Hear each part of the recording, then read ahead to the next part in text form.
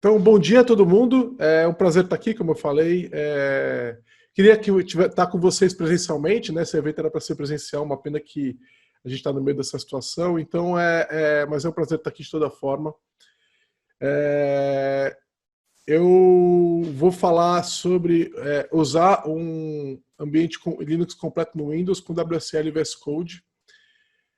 Eu sou Giovanni Bassi, trabalho na Lambda 3. Eu sou MVP há um pouquinho mais de 10 anos, acho que agora há 12 anos, pelo 12º ano. Sou programador na Lambda 3, eu faço software no dia a dia, esse é meu trabalho, eu estou escrevendo código, fazendo commits igual todo mundo. Sou escalador, ciclista, motociclista, baterista amador, mecânico amador, eu gosto de fazer outras coisas que não são programar. Eu gosto muito de programar também, mas eu faço isso há mais de 20 anos, né? Então a gente vai desenvolvendo outras habilidades aí no caminho, né? Então às vezes o pessoal pergunta, pô, como é que eu faço para chegar lá? Eu falei, pô, cara, 20 anos, né? Todo mundo chega lá, sempre se esforçando e estudando é o jeito. Eu palestro em vários lugares diferentes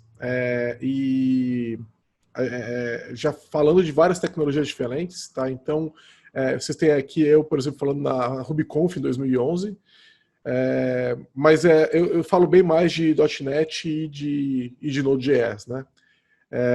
Curioso, vai acontecer o TDC agora nesse mês de agosto, no final do mês, e eu vou falar sobre Node, né? Então eu estou sempre circulando entre esses mundos, né? Eu falo de front-end também, falo de back-end, então é isso daí, né? E se vocês quiserem ver vídeos de eu consertando minha motocicleta, tem no Instagram. Mas o melhor lugar para falar comigo é no Twitter, tá? Meu Twitter é totalmente técnico, então, para quem não me segue, vai no @Giovanni Bassi, e se vocês tiverem alguma dúvida a gente vai ter um momentozinho de dúvida no final da palestra, mas se vocês tiverem uma dúvida depois, porque eu vou falar de muitas coisas que vão meio que explodir a cabeça de vocês, para quem não viu nada ainda, e vai ficar dúvidas para depois, com certeza. Pode me mandar uma mensagem no Twitter e a gente conversa. A melhor maneira de conversar é publicamente mesmo, não precisa me mandar mensagem direta, não. A gente conversa publicamente e a sua dúvida pode servir para os outros. Mas se você tiver com uma dúvida mais particular, pode me mandar uma mensagem direta e não tem problema também, que as minhas DMs estão abertas. Eu escrevo no blog da Lambda 3, aí do blog.lambda3.com.br, e no podcast eu já vou falar um pouquinho mais. Na Lambda 3 a gente faz software para outras empresas. Nós somos parceiros Microsoft, mas a gente trabalha com Linux desde o começo, né? Eu ouso dizer que a gente é o melhor parceiro de Linux que a Microsoft tem no Brasil, né? A gente já gostava de Linux, já trabalhava com Linux desde sempre, e desde a fundação da empresa. E a gente sempre foi parceiro, sempre desenvolveu com o .NET. Quando a Microsoft foi para esse lado, a gente gostou muito. A gente já trabalhou com todas essas coisas que tem aqui.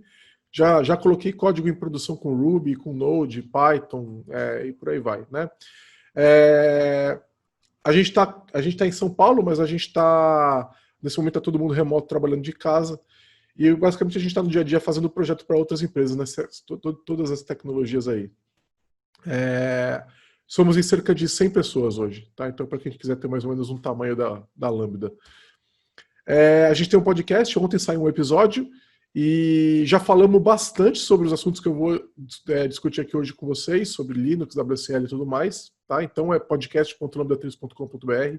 Ontem a gente estava falando sobre Monorepo. Eu adoro podcasts, então por isso que a gente está fazendo um. Muita gente na Lambda gosta também, então a gente resolveu fazer um. Tá? É um podcast bem feito, bem profissional. É um dos maiores podcasts de tecnologia do país, tá? Talvez o maior. A gente gosta de brincar com o pessoal do Hipsters, eles falam que eles são os maiores, a gente fala que a gente é o maior. A gente gosta muito deles também. E a gente tem vagas, nesse momento eu olhei no site agora há pouco, não tá com vagas lá, tá? A gente está conversando com o pessoal que já mandou currículo nesse momento, mas daqui a pouco deve voltar a abrir. Então, para quem tiver a fim de trabalhar com a gente, vagas.lambda3.com.br. E a gente está avaliando de repente ir para um modelo full remoto, né? Por causa a gente está aprendendo como todo mundo, né? A gente está funcionando muito bem remoto, a gente está crescendo e tudo mais, mas a gente já está avaliando de começar a contratar pessoas full remoto, que não vão precisar mais vir para o escritório de São Paulo, tá? isso é uma possibilidade. Então, se quem quis um dia trabalhar na Lambda e não podia porque queria ficar na sua cidade, de repente a hora é agora de aplicar, tá? Eu vou falar de por que trabalhar com o ambiente Linux no Windows. Vou falar do terminal do Windows, depois do WSL, depois desenvolvimento remoto com Code, e aí containers com WSL e vamos fechar. É bastante coisa. E para quem não está acostumado a ver o que eu vou mexer aqui, talvez vocês fiquem surpresos, né? Eu estava falando ontem no Twitter com uma pessoa, uma moça falou comigo que ela trabalhava com Ruby, então ela não podia trabalhar no Windows. E aí me marcaram no Twitter e falaram, não, dá, né? E por coincidência a gente está aqui falando sobre isso hoje. Então dá para trabalhar perfeitamente com Ruby hoje e não dava em 2010, não dava 3 anos atrás, né? A não ser que você usasse uma máquina virtual. Vocês vão ver agora que tudo isso é verdade, que o mundo mudou muito nesse último ano. Então vamos lá, por quê? Porque foi rápido, né? Não era para ter pulado. Porque isso eu quero conversar com vocês, né? Basicamente, porque muita gente está preso numa máquina Windows, né? E não tem alternativa de ir para uma máquina Linux, mas precisa desenvolver para Kubernetes, por exemplo, para Docker, ou para uma plataforma que não funciona no Windows, ou você precisa testar no Linux, etc. Então, você está preso no Windows, agora você tem. O WSL, que nós vamos ver daqui a pouco, é uma ferramenta feita pela Microsoft, suportada pela Microsoft, então que você pode ter no seu Windows, tá? Não tem risco de segurança, etc. Por quê? Porque de repente você quer usar uma linguagem, uma plataforma que não funciona bem no Windows, como por exemplo o Ruby. Quando o Ruby estava explodindo aqui no Brasil, em 2010 mais ou menos, eu já era um usuário de Windows que conhecia um pouco de Linux, conhecia bem menos do que eu conheço hoje. E era o começo da Lambda 3 e eu comecei a aprofundar mais no Linux quando a gente abriu a empresa. E aí a gente foi tentar usar o Ruby no Windows e simplesmente não funcionava direito. E hoje, se você quiser codar com Ruby no Windows, ele é igualzinho codar no Linux, não muda absolutamente nada. Na época, eu acabei abandonando o Windows e fui para o Linux mesmo, porque não tinha o que fazer. Tá? No começo, o Node.js só funcionava no Linux também. Ele foi portado depois quando a Microsoft começou a investir, a Microsoft começou a mandar pull requests, os próprios funcionários deles começaram a mandar pull requests para o Node para ele funcionar bem no Windows. Hoje funciona perfeitamente, você não precisaria ir para o Linux. Mas eu vou mostrar para vocês aqui daqui a pouco que mesmo o Node.js, que funciona perfeitamente no Windows, eu não codo mais no Windows, eu só codo no Linux que a gente tem no Windows agora. Então tem vários motivos, tá? Um outro motivo é para quem é uma pessoa de Linux, só que está preso com a máquina Windows, mas quer estar no ambiente nativo Linux dentro do Windows. Não quer ficar usando PowerShell, por exemplo, quer usar Bash. Tá? Então, vocês vão ver que tudo isso é muito possível hoje em dia. Tá bom? Então, codar com Linux no Windows hoje é uma opção que você tem. Você pode fazer, você não pode fazer, ninguém é obrigado, mas se você precisar também, ele está lá. Tá? Então, vamos lá. Eu quero começar falando do terminal. Né? A gente não tinha um terminal decente no Windows até esse ano. Né? Ano passado, a Microsoft começou a construir um novo terminal para o Windows, feito em C++, eu preferia que fosse Rust, mas é C++, e ele foi entregue esse ano. Ele estava em preview até esse ano, eu já estava usando desde os previews. Aliás, eu faço a minha própria build. As demos que vocês vão ver aqui, como o projeto é open source, a demo que vocês vão ver aqui as demos que vocês vão ver usando o terminal, elas são de uma build que eu mesmo faço. Basicamente, eu acompanho o GitHub do projeto, está clonado na minha máquina, eu abro o projeto no Visual Studio, aperto o Ctrl F5 e rodo esse. Tá? Então, eu acompanho alguns issues no terminal, então no GitHub do terminal, e quando eles fecham, eu pego e faço a build aqui para mim. É perfeitamente possível, eu estou na alfa do alfa, né? E ele não crasha, vocês vão ver que ele funciona perfeitamente agora. Quando acontece dele crashar, eu sempre tenho uma tag, a última tag que eu buildei, aí eu pego e volto para ela. E eu também tenho as versões, você consegue baixar o terminal do Windows, para quem não tem ele ainda, é só você ir na Store do Windows, aquela que vem no Windows 10, tá? E, aliás, ele só funciona com o Windows 10, né? Então, se você não está no Windows 10 ainda, atualiza. As outras versões estão perdendo suporte, então está na hora de atualizar. Então, você vai na Store lá e você vai achar ele lá. E tem a versão final, estável, que é a que saiu um tempo atrás, no começo do ano, e tem a versão de preview, que é a que estão saindo as features novas que eles estão estabilizando. Recomendo que vocês usem a de preview, tá? Porque ela está estável também. E como eu falei para vocês, eu estou mais à frente da Deep Preview e vocês também podem se vocês quiserem, tá? A gente nunca teve um terminal decente, né? Então, no Windows até agora, né, a gente basicamente tinha aquela janela para. Eu vou até abrir aqui, ó. A gente tem agora, por exemplo, o PowerShell Core, mas quando você abre ele abria desse jeito aqui, ó. Ele era feio, tá? Você não tem abas, o copy-paste dele é bem complicado.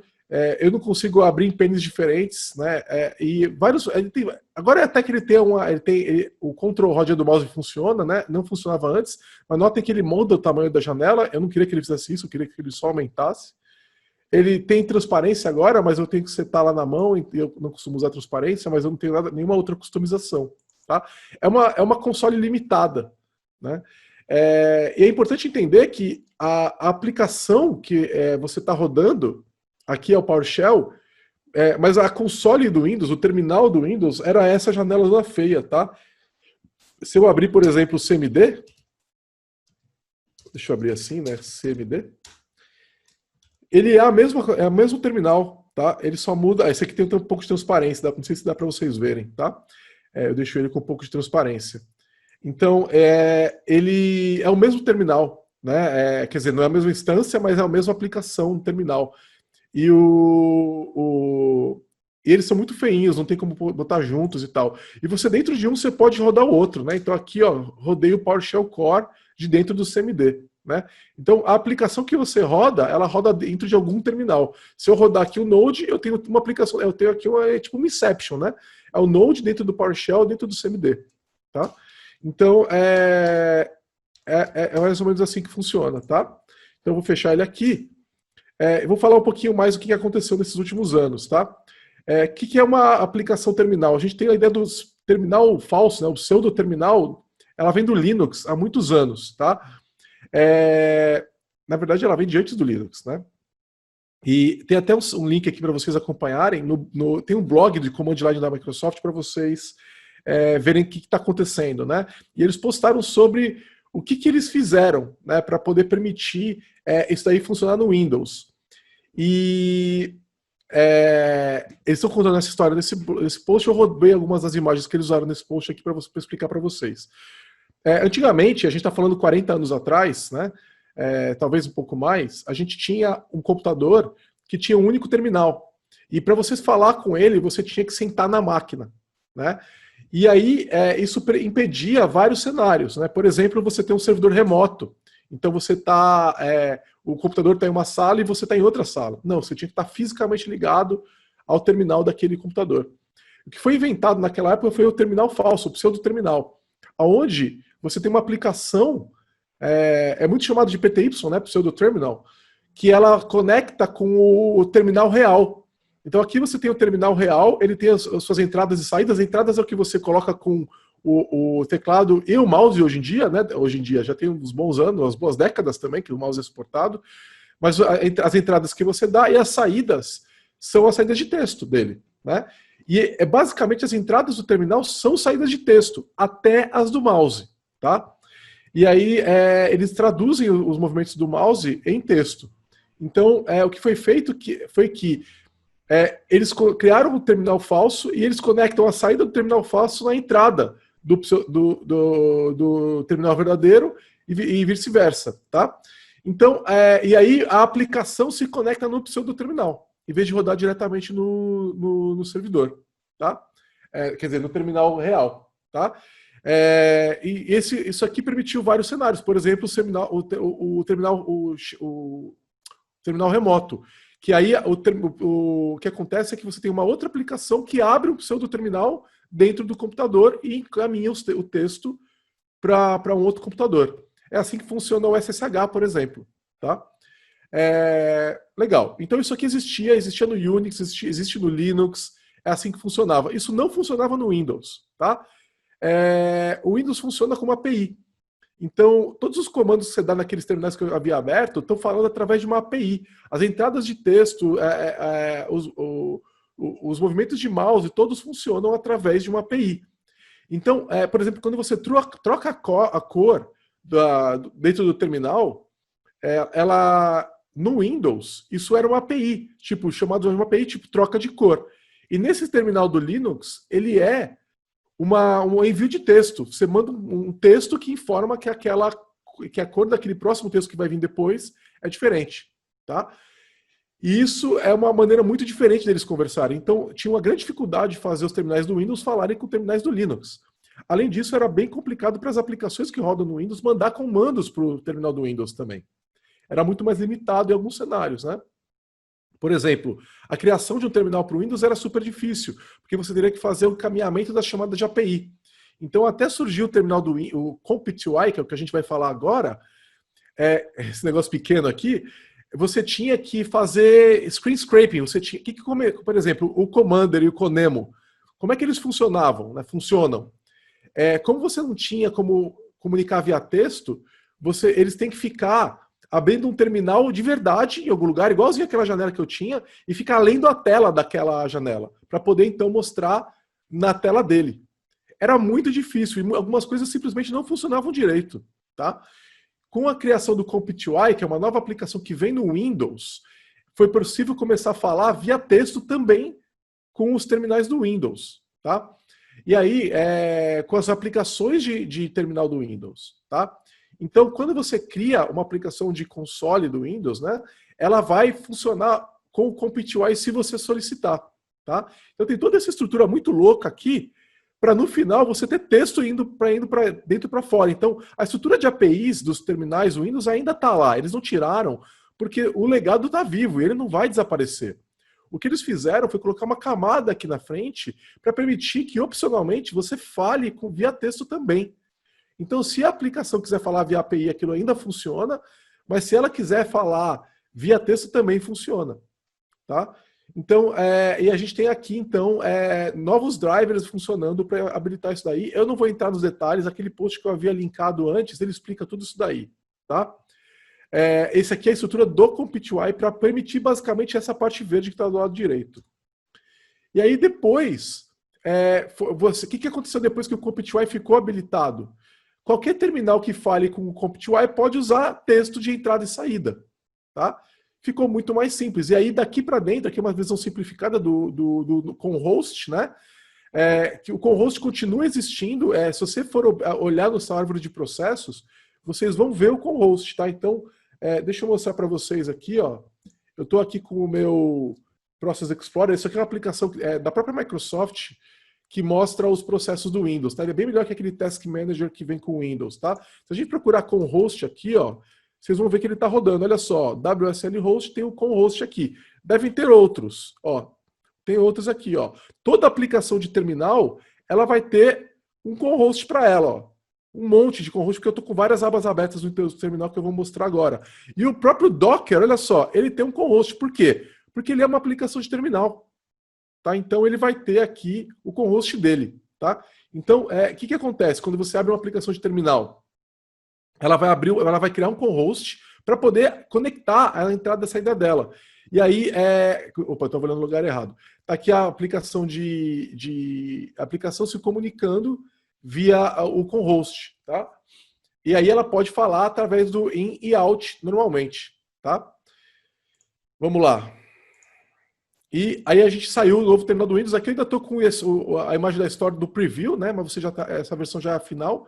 É só baixar lá. Tá? Então, quem não baixou ainda, baixa lá, porque a vida de vocês para usar terminal é bem mais legal. E aqui tem alguns exemplos de terminais legais que as pessoas fizeram. Ele é temável, né?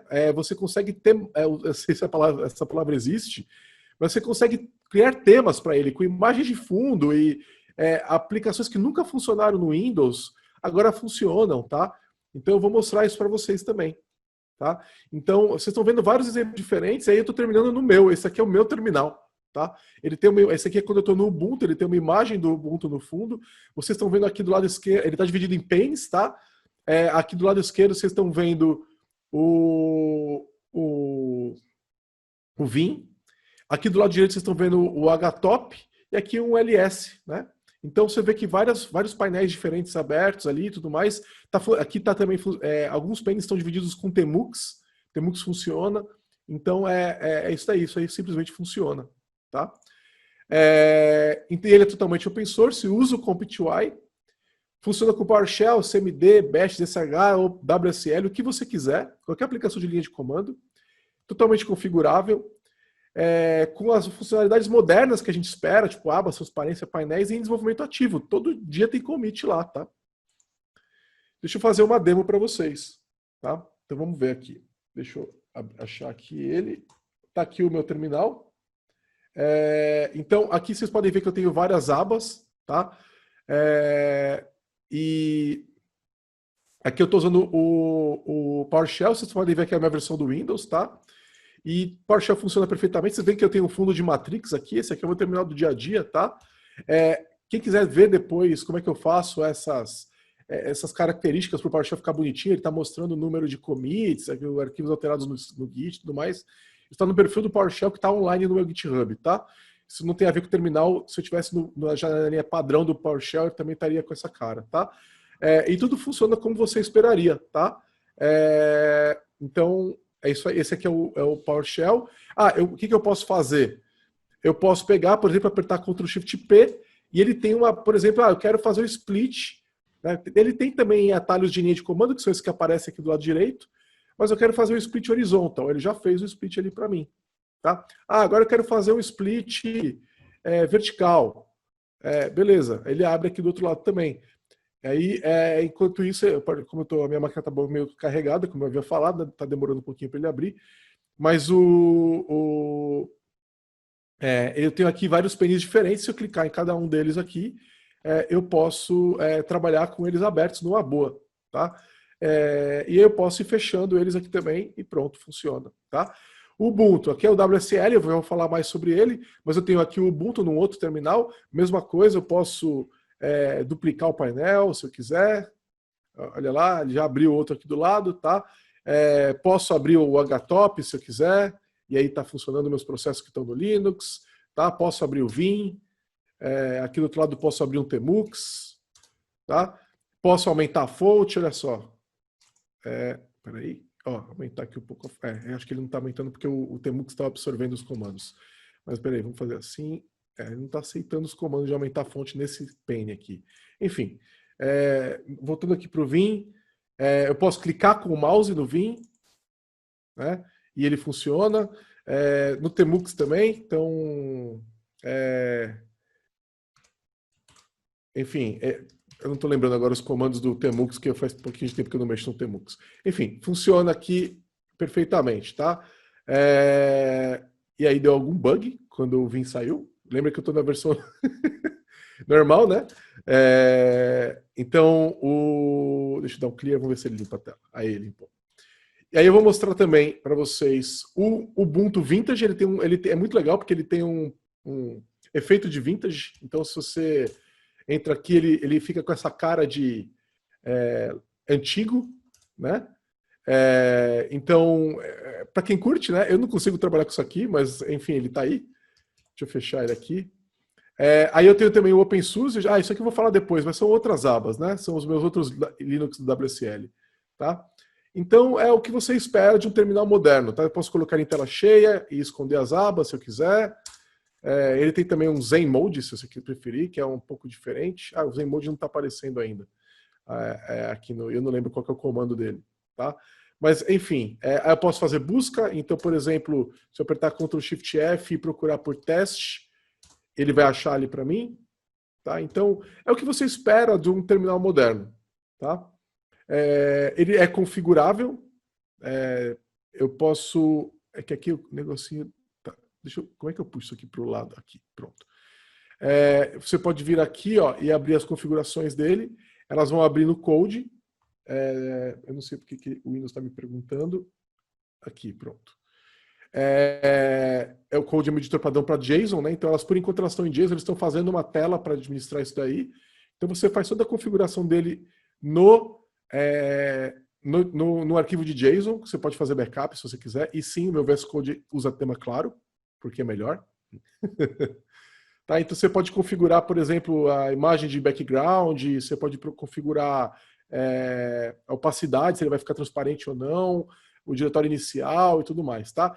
O meu perfil do terminal, para quem curtiu, ele tá também no meu... tem um GIST meu mostrando ele lá, tá? Então, se vocês quiserem copiar, é só pegar lá, tá? Que mais? Bom, acho que isso é o terminal. A demo do terminal, ela não é tão interessante porque ela simplesmente ele funcionando muito bem, tá? Então, vamos para o próximo. Vamos falar de WSL. WSL é o Windows Subsystem for Linux, tá? É o user mode da sua distribuição preferida, ou se você tiver no WSL2 é o kernel mode também, com binários não modificados, tá? A versão 1, que eu não recomendo mais que vocês usem, o kernel do Windows responde a syscalls se fingindo como se fosse o kernel do Linux, tá? O kernel do Windows é tão poderoso que ele conseguia atender as chamadas fingindo que era um kernel do Linux, tá? Ele consegue, tá?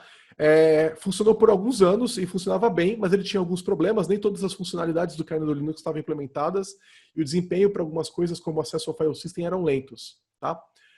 Isso impedia que a gente fizesse algumas coisas. Por exemplo, desenvolvimento com Node.js era muito ruim com o WSL1 por causa de acesso ao file system lento.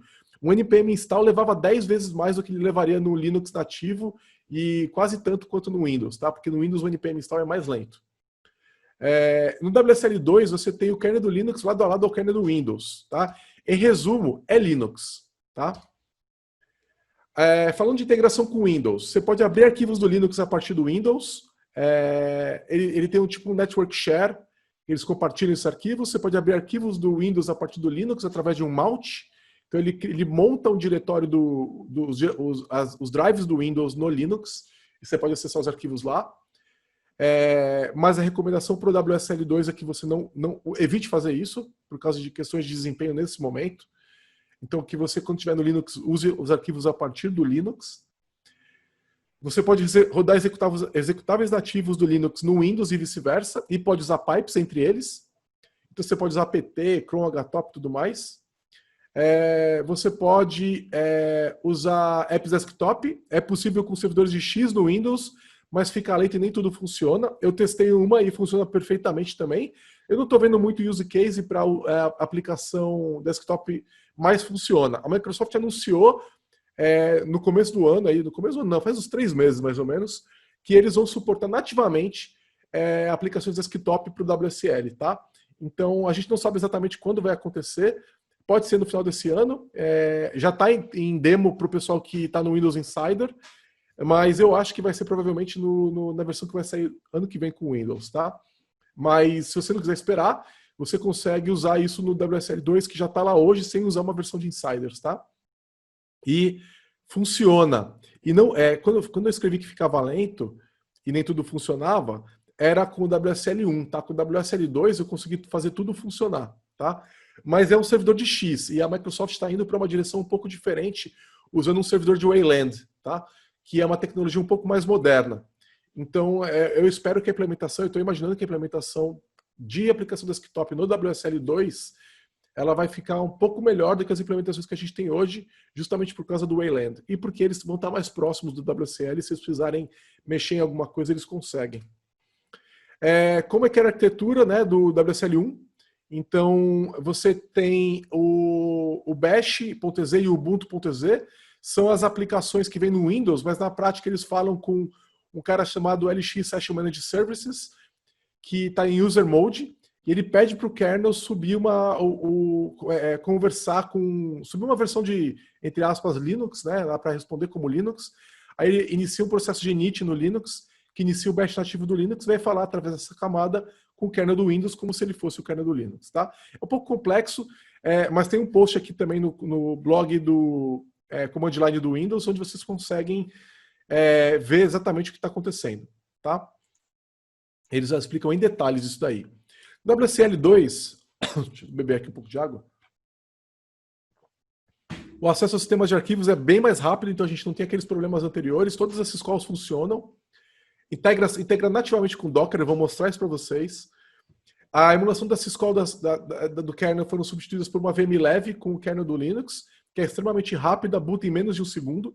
E sim, é possível uma VM bootar em menos de 1 segundo, tá? Compartilha a memória com o Windows, a gente tinha problemas de memória antes, que foram resolvidos, tá? Por exemplo, se você quando a gente ia falar de Docker, né? Então, o Docker antes rodava numa VM, se você não usar a integração que tem no WSL2, e aí você tinha que determinar a memória e algumas coisas podiam ficar apertadas na memória que ele tinha.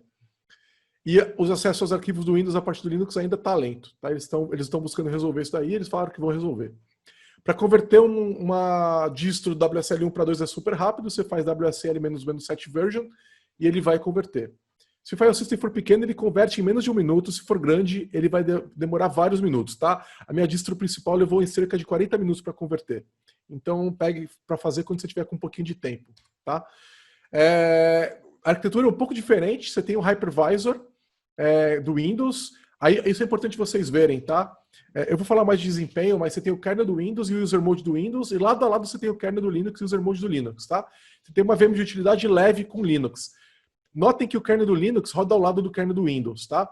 Quando você habilita Hyper-V na sua máquina, o Windows também fica virtualizado, tá? Ele roda, então assim, a gente está falando basicamente que o kernel do Linux e do Windows rodam na mesma camada de abstração, tá? A arquitetura é um pouco diferente. Você ainda tem o LX Session Manager Service, mas agora ele fala com o Host Compute Service, porque a gente está falando de uma máquina virtual, e ele cria a nova VM do Linux na hora quando você pede, e aí sobe o kernel do Linux para ela, tá? E aí tem o init de novo e subindo o bash. Esse daqui, né, os arquivos de bash, por exemplo, do Ubuntu, são exatamente os mesmos arquivos que estão no Ubuntu normal, tá? Todos os aplicativos que estão lá são todos os mesmos arquivos nativos que vêm na distribuição, tá?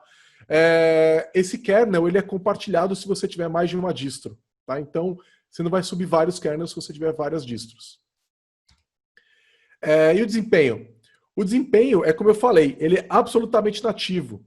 Você não está perdendo nada em desempenho quando você está rodando ele lá. O pessoal fala, mas então é uma VM, é muito mais lento, vai demorar para subir. Olha lá, é segunda classe. Não, é a primeira classe, porque o próprio Windows roda virtualizado. Isso aqui está na Wikipedia, e se vocês forem procurar, está nos docs da Microsoft também, tá?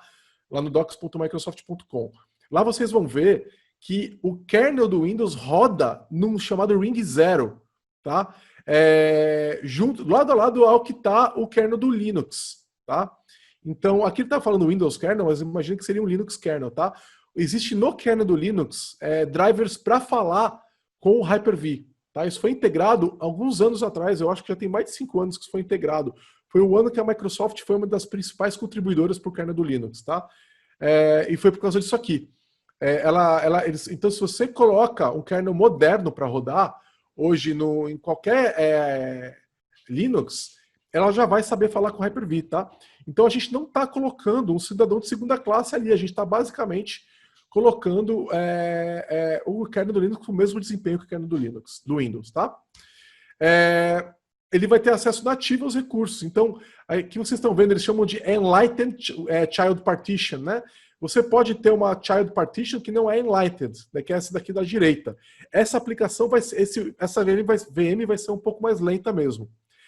As de um Linux moderno, todas elas falam diretamente com o Hyper-V. Vocês podem ver aqui que tem flechinhas que estão indo diretamente, né, para cá, né? Então ela tem o Linux HV que vem direto aqui para o Hypercalls, tá? Essas chamadas de VM Bus, elas são algumas chamadas específicas, mas elas também não deixam o Linux mais lento, tá? Elas são a maneira dessas máquinas virtuais se comunicarem. E a estrutura que o WSL está usando é exatamente a mesma. Legal? Desempenho. Algumas coisas vão ficar mais rápidas no Linux que você tem no Windows do que no Windows padrão. Tá? Então, olha só, um bom exemplo são aplicações com Node. Então, olha só, aqui eu tenho 3 comparações entre WSL, o Windows, e WSL usando o file system do Windows, que é aquilo lá que eu falei que está lento hoje. Tá? Então, para fazer um NPM-CI, a gente está no Linux em 33 segundos, no Windows 72 segundos, então eu penso um projeto que normal de Node, tá? Pelo que eu me lembro, isso aqui era um projeto de Angular, tá? Eu fiz um Angular, criei um projeto de Angular do zero. Por que eu fiz com Angular? Porque tem muita dependência, tá? Então, para fazer o NPM-CI, ele pega e instala do zero o Node Modules. Aqui, para garantir, eu removi o Node Modules e rodei o NPM-CI. Você pode ver que ele roda em 33 segundos no Linux, quase o dobro, quer dizer, mais que o dobro no Windows, e muitas vezes mais no Windows a partir do Linux. Aqui é o WSL usando um diretório montado do Windows, Mount C. Tá? O RM do Linux, em menos de 2 segundos. Do Windows, 24 segundos. Isso aqui é o Windows nativo, tá, pessoal? Mais de 12 vezes mais lento. E o RM aqui, 96 segundos, bem mais lento também, tá? O que eu estou querendo dizer aqui? Que você não deve mais, se você quiser desempenho, desenvolver com Node no Windows. Desenvolve no WSL, tá? Vai ficar mais rápido. E aí, como que você vai fazer isso? É o próximo tema que nós vamos ver aqui nessa palestra, tá? Uso excessivo de memória. O WSL2 pode usar muita memória. Por quê? Porque o Linux, por padrão, ele vai cachear todo o file system. Então, se o Linux, quando o Linux sobe, ele fala assim, quanto eu tenho de memória? Aí ele, por exemplo, minha máquina tem 16 GB. Ele vai falar assim, você tem 16 GB. Aí o Linux vai falar, beleza, eu vou cachear tudo que eu puder até chegar perto de 16 GB.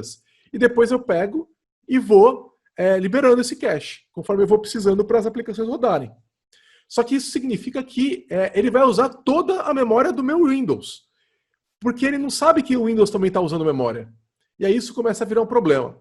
Então o que você faz? Você cria um arquivo de config, que é um .wsl config, no Windows, da sua home, e coloca isso daqui.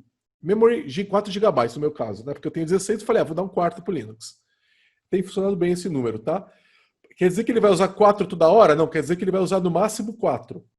E quando ele chegar perto de 4, eu dropo os caches, tá? Eu faço esses comandos aqui. Aqui nesse Bitly tem como é que você faz para rodar isso daí. Porque eu boto isso daqui para rodar num cron. E aí ele fica lendo a memória e vendo se está chegando perto de 4, e daí eu rodo isso aqui de forma automática. Uma vez por minuto, mais ou menos, eu rodo isso daqui. E ele só dropa o cache quando realmente precisa, tá? Então, só para mostrar para vocês aqui, ó, esse arquivo, ele está no... Opa, aconteceu alguma coisa estranha aqui. Ele está na minha home do WSL config, tá? E vocês podem ver que eu tenho outras configurações ali também, tá? Então é isso aí, isso aí, memory 4 GB, tá? E aí quando eu vou no Linux, aqui, se eu fizer um free-h, ele vai mostrar que ele tem total de memória, cadê o total? 4 GB, tá vendo? Não, aqui é o swap. Total é aqui, ó, 3.8 GB, tá? Então, ele está usando 500 MB, ele tem 730 MB livre, mas olha só, ele já está cacheando 2.6 GB, tá? Se ele chegar perto de 4, vai rodar, eu posso até mostrar para vocês, tá? Eu vou rodar aquele comando lá, sync e echo 3 proc sys VM, isso aqui é padrão do Linux, tá? Opa, tem que fazer com sudo. Eu não sei se isso aqui funciona, não funciona. Tem que abrir um sudo su. E aí rodar isso aqui assim. Tem que rodar como super user. Ele dropou os caches e olha só. A memória caiu. Cadê o uso de memória? Caches caiu para 198 megas. Tá? E o available não mudou, né? Porque o cacheado é considerado disponível também. Tá? Então eu rodo isso a cada tanto tempo. Beleza? Beleza. Aí vamos lá. Eu já ia cair na minha demo, então tá bom. Que mais? Aqui tem a gente já viu um pouquinho, né? Mas o que eu tenho aqui que é interessante? Tá? Vocês já viram aí o free, que é um comando nativo do Linux, que mostra a memória. Eu já mostrei o htop, né? Que mostra o que está rodando. Vocês podem ver que tem pouca coisa rodando. Isso aqui não é ele não tem um systemd, por exemplo, que é padrão no Linux, tá? Porque eu não tenho um desktop, nada disso, não precisa. Mesmo se eu rodar um sudo htop, que mostraria até os processos que estariam escondidos, vocês podem ver que não tem nada demais, tá? Eu posso acessar o Windows a partir do diretório do Mount C, e aí algumas coisas eu não posso acessar, isso aqui não está rodando como administrador, mesmo se eu rodar como super user aqui, ele não mostra tudo, tá? E aí, por exemplo, se eu for no diretório de projetos, eu consigo... Opa, o que aconteceu aqui? Eu fiz só ls, né? Peraí, vamos dar um cd aqui. Aliás, sabe que eu posso... eu vou nesse diretório aqui mesmo. E aí eu tenho, por exemplo, o diretório chamado bash debug. Opa, examples bash debug. Eu vou fazer uma demo com ele daqui a pouco. E aí eu tenho alguns scripts, por exemplo, esse debug.sh, tá? Então, o que tem nesse arquivo? Ele basicamente escreve Hello World, tá? Então, se eu fizer debug.sh, ele vai funcionar, tá? Mas eu posso... E aqui é onde eu estou mais lento, né? Porque lembra que eu falei que aqui no diretório mount, isso aqui é mais lento, tá? O que mais eu tenho aqui? Eu tenho Docker.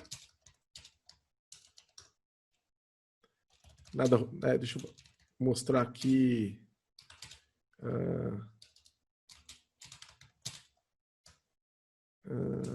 fazer um tail, só vamos mostrar as últimas 3 imagens, tá?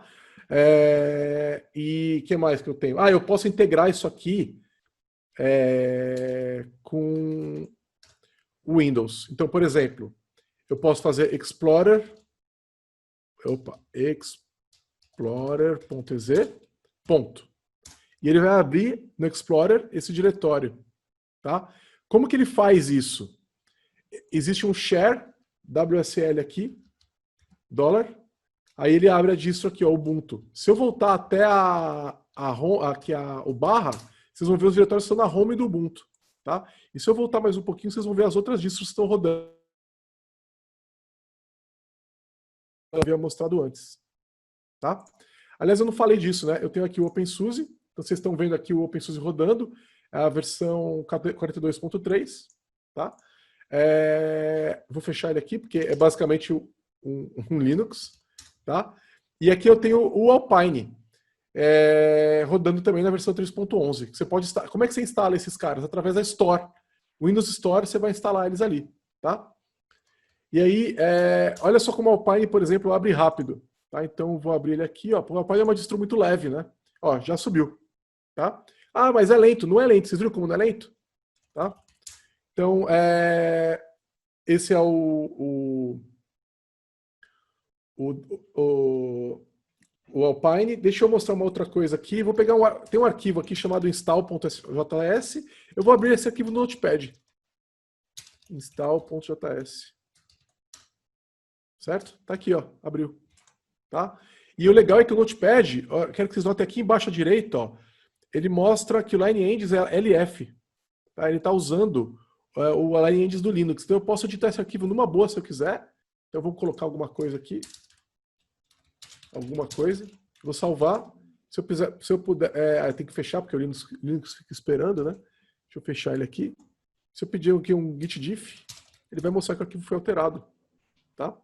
E aí se eu fizer um git checkout, ele vai limpar o arquivo, tá? E esse aqui é o git do que está no Linux, tá? Eu não estou usando. Existe o git do Windows, se eu quisesse, mas não tem por que eu fazer isso. Mas eu acho que talvez ele até funcione. Vamos ver, ó. Bem mais lento, vocês perceberam? E ele percebeu uns negócios estranhos, ó. Ele acha que ele está no Windows, ó. Então ele percebeu uma diferença de LineEngine aí, provavelmente, tá? Então, se a gente pegar um diff aqui, ó, ele vai falar que provavelmente o arquivo inteiro está alterado. Porque, ó, olha como está lento, ó, olha só, os LineEngines estão diferentes, tá vendo? Ó? Então, por isso que você não usa o Git do Windows, você usa o Git do Linux, tá? Porque a gente está se conversando aqui.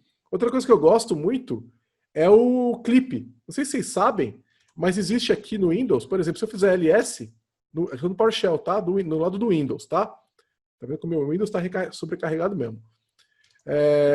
Se eu fizer ls pipe clip, ele vai copiar isso aqui para o meu clipboard, tá? Então, se eu pegar e colar isso aqui nessa Notepads, que é um Notepad que eu achei na Windows Store, olha lá, ele copiou o ls, tá vendo? Isso também funciona no Linux. Eu posso fazer ls pipe clip.exe, por exemplo. Tá? Tem que pôr o .exe nesse caso. E aí ele vai copiar. Tá vendo? Então isso é muito legal. Aliás, para quem não conhece ainda, o Windows V te dá um Clipboard History. Tá? E aí você consegue ter um histórico de clipboard. Tá? Bem legal. Isso você habilita lá no Windows. Tá? Tem uma configuração que você faz isso. O que mais? E finalmente um npm install, né? Você pode vir aqui e fazer o npm install e ele vai funcionar, tá? Então é exatamente o que você esperava, tá? Esse aqui é o projeto de Node Chrome Driver que eu mantenho lá no GitHub, tá? E você pode instalar coisas, tá? Então você pode fazer um sudo apt upgrade, por exemplo, e ele é apt, você pode instalar o que você quiser. Eu não quero instalar agora, mas você pega a ideia. Tá? Tem um monte de coisas aqui que estão desatualizadas e é isso aí. Tá? Então, um Linux completo, no Windows, e rápido. Incrível. Desenvolvimento remoto com VS Code. Vamos lá que eu não tenho muito mais tempo. Eu tenho até as 10, André? Acho que sim, né? Até as 11, quer dizer, né? Não sei, acho que sim, né? E aí, Giovanni, tudo bem? Tudo bem. Como é que eu tô de tempo aí? Você tem até as 10h45, mas dá para até 5 para as 11 vai bem. Tá bom, tá bom. Eu tenho mais um pouquinho de coisa para falar, mas então vamos lá, 10 minutos dá para terminar. Desenvolvimento remoto com VS Code. Permite que você desenvolva com VS Code em ambientes remotos, WSL, containers ou SSH. Então, vocês vão ver aqui agora com WSL, usando o terminal, tá? Dentro do VS Code, com várias extensões também. E no WSL é tão simples quanto rodar code.exe. Então, as extensões tem algumas que ficam locais e outras que ficam remotas, tá? Então, você vai ter extensões que você vai instalar lá. Eu vou já abrindo aqui para vocês verem, porque às vezes ele demora um pouquinho para abrir, porque eu estou com a máquina meio carregada, por causa que eu estou compartilhando o vídeo. Então, olha, ainda bem que eu olhei, porque atualizou o VS Code. Vocês estão vendo um negócio muito legal aqui. Ele está instalando o servidor do Code, tá? Deixa ele rodando aí. Sempre que o Code atualiza, acontece aquilo. E é porque ele é assim, a arquitetura é super simples, é cliente-servidor. Olha, o Code está abrindo aqui agora. Deixa ele continuar abrindo para a gente ver os slides. E a demo, é isso aí. Tá? Então, o que acontece aqui é ele está abrindo aqui o file system, tá? E vocês vão ver aqui o file system do Linux, apesar de eu estar o Code, a versão, o cliente dele está no Windows, tá? Mas ele está rodando no Linux. E os processos dele, tá? E olha aqui embaixo ele está falando que ele achou um arquivo de .dev container, que é para abrir o code com o remote num container, tá? Que nós não vamos fazer agora. É esse arquivinho aqui, ó. Dev container, um diretório dev container, tá? Que permite que ele rode ou no WSL ou no container. E aqui eu tenho ele funcionando perfeitamente. Se eu for abrir um arquivo, olha só que interessante. File, Open File, certo? Olha só o diretório que ele está me mostrando, é o do Linux, tá? Eu posso abrir um arquivo que está na minha home ali, ó, e sei lá, vamos ver aqui um arquivo qualquer. Acho que nem sei o que falar aqui. Enfim, vocês pegam a ideia. Terminal, eu tenho terminal nativo, tá? Ele vai abrir aqui um terminal dentro do meu Linux, eu posso trabalhar numa boa, e eu posso debugar. Aqui, abrir o terminal, e eu posso trabalhar dentro do terminal, se eu quiser. É normal, o mesmo terminal que eu tinha antes, lá no terminal do Windows. E se eu apertar F5, eu posso debugar, tá? E normalmente, tá? O Node, se vocês forem olhar, ó, a debugueira tá show. E aqui, ó, exatamente o que você espera. Só que notem um negócio que interessante aqui, ó. Eu vou vir aqui escrever process.env. E ele vai mostrar todas as variáveis de ambiente, certo? Do Linux, tá? Então, a gente está no Linux aqui, tá? Se eu vier aqui, ó, no terminal, e eu fizer um PS, ele vai mostrar o Node rodando, ó. Tem o Node, que tá, como a gente está debugando, né? Então ele vai estar, olha lá, Node -- no lazy install JS, além dos processos do VS Code Server que estão rodando ali também, tá? Você tem a call stack aqui, você tem as variáveis, exatamente o que você espera, tá? Então, desenvolvimento de code, você pode usar com Rust, você pode usar com Go, você pode usar com o que você quiser, com Ruby, vai funcionar perfeitamente, tá? E é assim que eu desenvolvo com Node hoje. Eu não desenvolvo Node no Windows mais. Simplesmente não acontece. O mundo é lindo, é muito louco. E tem uma demo extra, lógico. Isso aqui não é WSL remoto, com VS Code remoto. Mas eu quero mostrar para vocês mesmo assim. Tá? Se vocês tiverem que debugar Bash, o que vocês fazem?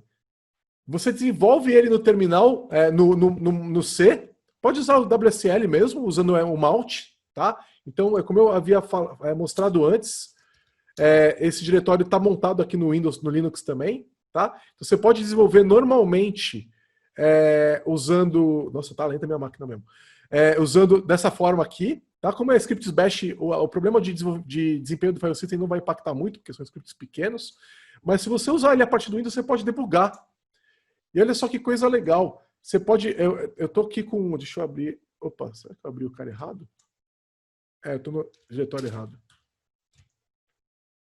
Enfim, eu vou abrir aí direto aqui, porque senão vai demorar muito. É esse diretório aqui que eu queria abrir. Então, ele vai... Eu vou conseguir debugar. Tá tudo muito lento aqui. Deixa eu apertar F5. Vocês vão ver, ele tem, tem uma extensão chamada Bash Debug que você instala no VS Code, tá? E aí ele consegue debugar o Bash, e ele está usando o WSL, tá? Para debugar o Bash. Então ele está usando aqui o Malt C mesmo, e ele vai te dar a opção de você olhar o valor das variáveis, fazer step no código, mas ele dá um erro assim de cara quando o negócio acontece.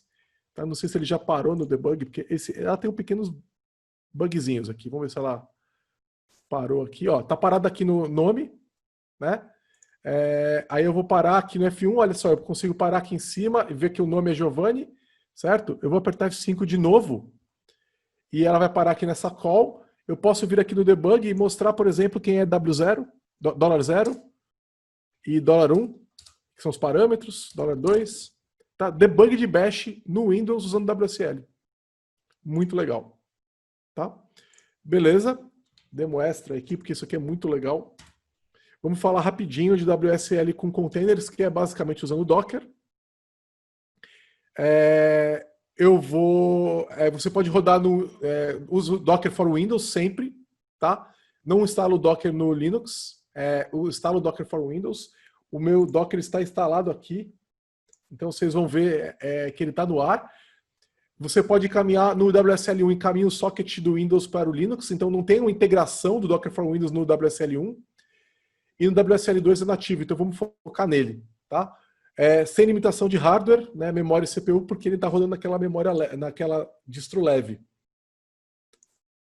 Então você vai ter aqui a integração com o WSL. Vou mostrar essa tela em tempo real para vocês. Então se você vier aqui em Resources, WSL Integration, ele vai mostrar com qual distro você quer integrar, tá? E aí a minha está só com o Ubuntu.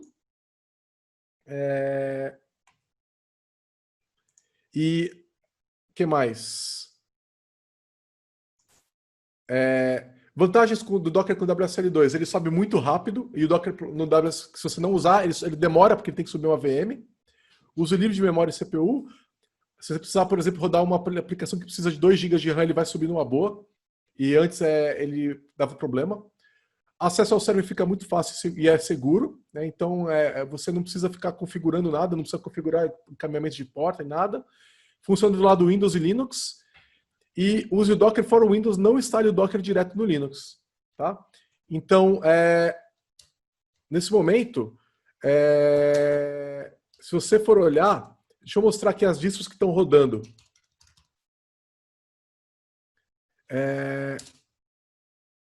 Aqui vocês podem ver que temos rodando o Ubuntu e o Docker Desktop e o Docker Desktop Data. Tá? Se eu fizer Docker Images, ele vai mostrar as imagens que eu tenho. Tá lento demais. Tá? E a mesma coisa que vocês já viram aqui acontecendo um pouquinho mais cedo no Linux. Tá? Ele funciona, é o mesmo Docker dos dois lados. Tá? Porque o Docker não está instalado direto. Tá? O que está acontecendo aqui é que o socket do Docker está encaminhado para a distro do Docker que está de fato rodando o Docker. Você pode rodar Kubernetes. Tá? Então, é tão simples quanto você vir aqui e habilitar o Kubernetes. Tá? Como eu estou me sentindo poderoso aqui nesse momento, eu acho que minha memória vai explodir, mas vamos tentar. Eu vou subir, eu deixo normalmente o Kubernetes parado, mas eu vou subir ele aqui, o cluster agora, e demora alguns segundos, enquanto eu explico isso para vocês. Você simplesmente habilita o Kubernetes clicando lá. Aí você instala as ferramentas normalmente no lado do Ubuntu, por exemplo. Você copia o contexto do Windows para o Linux, tem que fazer essa cópia, porque por padrão ele não vai funcionar. E você pode colocar outros contextos à vontade e não interaja mais com o Kubernetes pelo Windows. Tá? Eu não uso mais o Windows para nada para interagir com o Kubernetes. Tá? Então, vamos ver uma demo aqui, que eu tenho poucos minutos para terminar. Então, eu tenho aqui o kubectl, Vou fazer aqui um get node, vamos ver se ele já subiu. E se subiu, ele vai mostrar os nós aqui para a gente. Olha lá, já subiu. Tá? Então a gente já tem o Kubernetes funcionando no Docker Desktop. Tá? Eu posso rodar também um Docker Run, por exemplo, deixa eu copiar aqui e colar um comando. Espera aí, não está funcionando a cópia, mas eu vou rodar na mão aqui. Então, Docker Run. Vou montar esse diretório aqui, que é $pwd. Vou montar ele /app e vou montar ele no Ubuntu. Tá? Então, vocês vão ver agora o compartilhamento desse diretório no /app, por exemplo. Montei numa boa. Parece que ainda está acontecendo muita coisa, mas é incrível que isso até funcione. Tá? Vamos fazer a mesma coisa do lado do Windows. E vai funcionar também. Tá? Opa, invalid reference format. O que eu fiz aqui? Docker run, /app. Vamos tentar copiar na mão aqui. Ah, tá. Não sei, isso deveria ter funcionado. Mas vamos lá.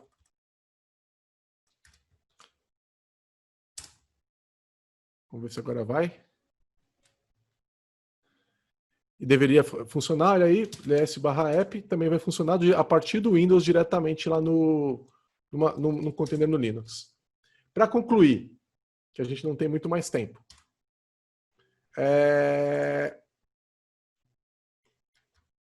Isso tudo funciona muito bem. Recomendo que vocês usem e abusem do terminal.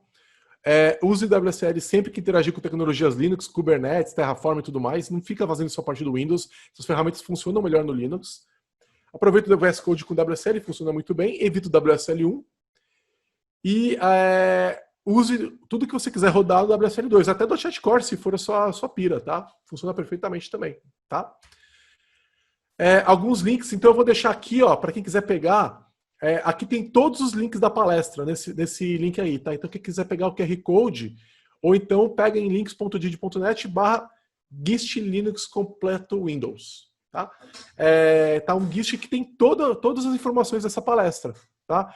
Então todos os links que vocês precisarem estão nessa palestra, tá? Inclusive um vídeo dessa palestra que eu fiz um mês atrás, se vocês quiserem ver ela de novo, ou o PowerPoint também está lá, e todos os links para os scripts que eu usei e as demos que eu fiz, tá bom?